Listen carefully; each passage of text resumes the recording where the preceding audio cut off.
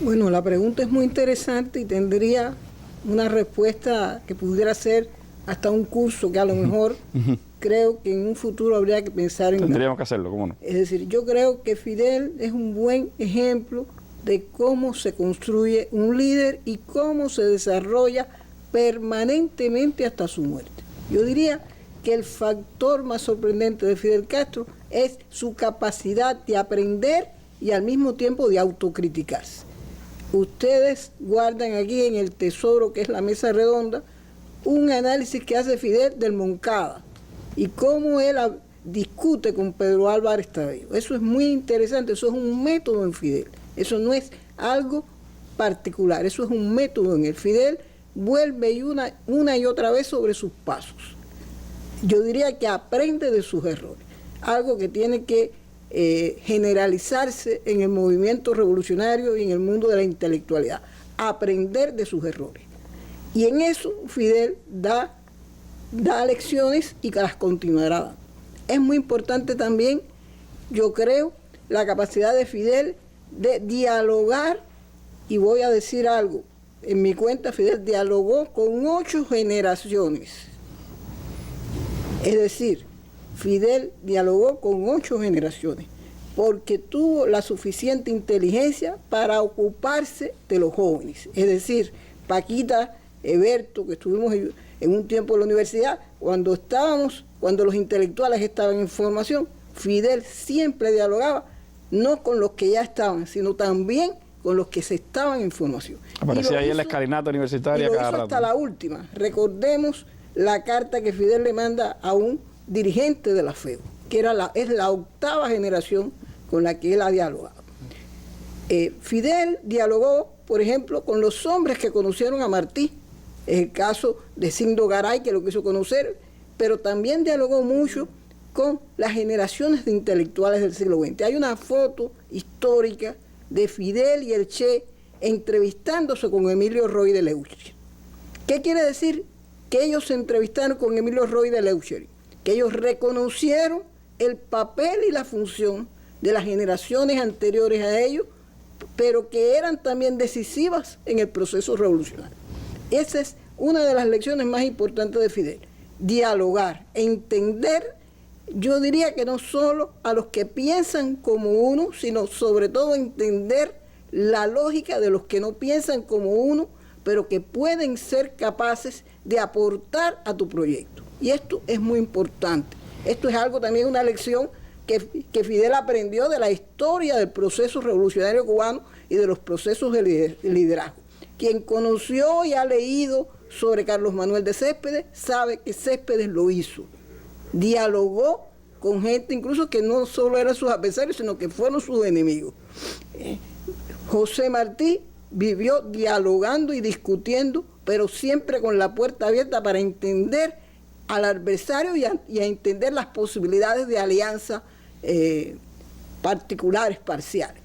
Quiero recordar, porque dentro de unos días va a ser los 80 años de la muerte de Pablo de la Torrente Brau, pero Pablo de la Torrente Brau es uno de los grandes analistas de la revolución de los años 30.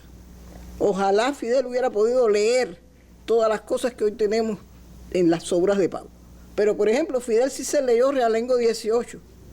Y a mí me parece muy interesante cómo Fidel es capaz de hacer de Tierra o Sangre, que es como se llama originalmente el texto de Pablo, un análisis militar de lo que está contando Pablo. No un análisis del tema agrario, sino qué ventajas militares. O sea, y lo mismo hizo cuando se leyó Por quien doblan las campanas. Es decir, y lo dice García Márquez con Crónica de una muerte anunciada. Es un estudio de balística, de que no podía hacer el tiro. O sea, Fidel tiene muchos Fideles en sí mismo. Y quiero decir esto porque es algo que hay que entender. Fidel no es una persona homogénea. Fidel es un líder capaz de desdoblarse de las maneras más increíbles. No es un iluminado, profesora, es alguien que llegó a donde la historia lo llevó porque supo hacer él mismo. Mira, de su conocimiento. El imaginario de Fidel dirá que Fidel puede ser un iluminado, un místico, pero Fidel es un ejemplo de las posibilidades de un método de trabajo.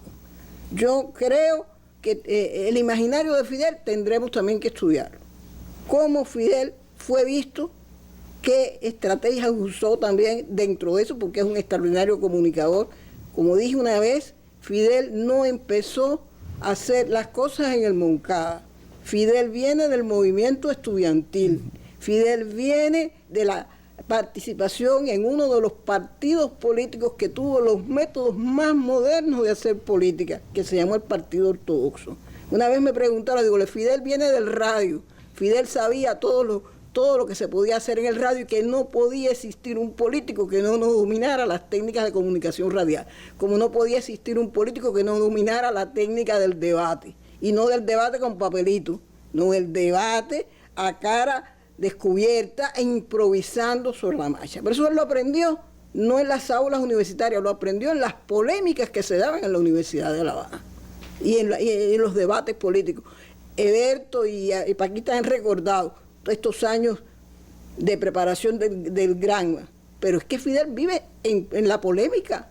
¿Cuántas polémicas tuvo Fidel Castro? Es una lista que hay que hacer de cuántas polémicas públicas y privadas, porque a veces él habla en una cosa y está refiriéndose a una polémica que está soterrada. O sea, es un extraordinario, diría, espadachín. Manejó la esgrima de la política de una manera, pero también fue un ajedrecista de la política. Y por eso que estaba recordando a Pablo de la Torrente Bravo, que fue de los primeros que habló de las relaciones entre deporte y política, entre entrenamiento y política.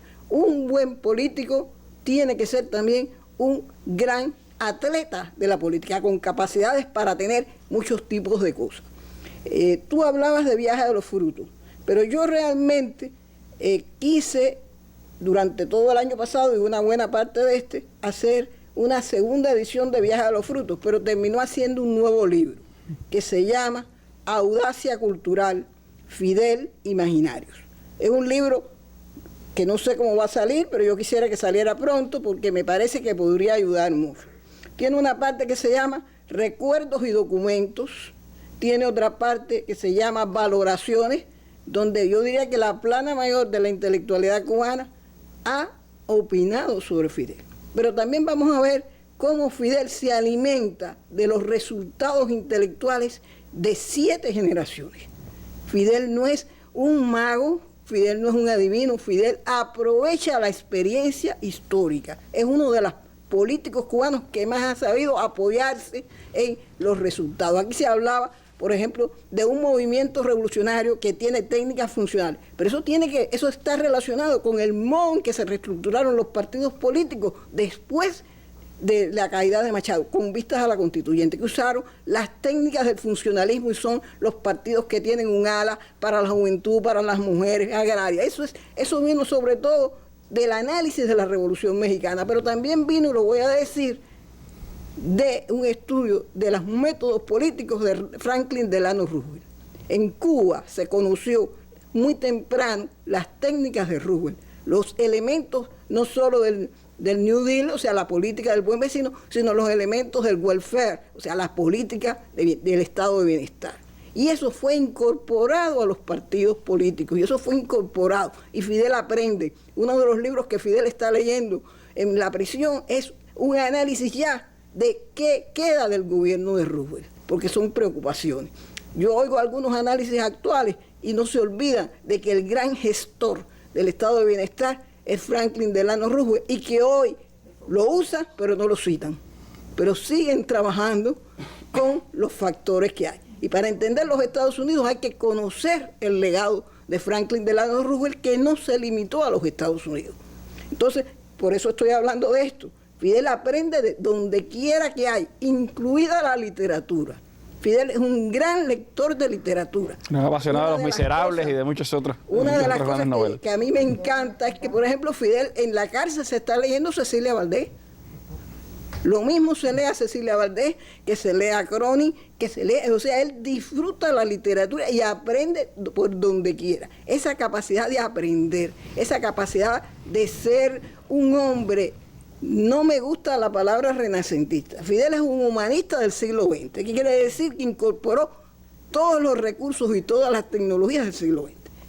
O sea, no se quedó en el Renacimiento. Fidel es un hombre, y hay los cuentos por ahí que ustedes tendrán que traer aquí, como Fidel aprendió computación, como Fidel aprendió todo, y acaba de decir Beto, Frei Beto, que estaba estudiando cosmología. Es decir, es un hombre que hasta los últimos días, hasta que cerró los ojos, estaba aprendiendo cosas. Y eso es justamente, yo diría, el otro elemento que a mí me parece importante en Fidel, su capacidad eterna de mantener la cabeza activa. Nos enseñó a pensar, ese es el más grande legado que tiene la Revolución Cubana y todo el pueblo de Cuba y del mundo de Fidel Castro.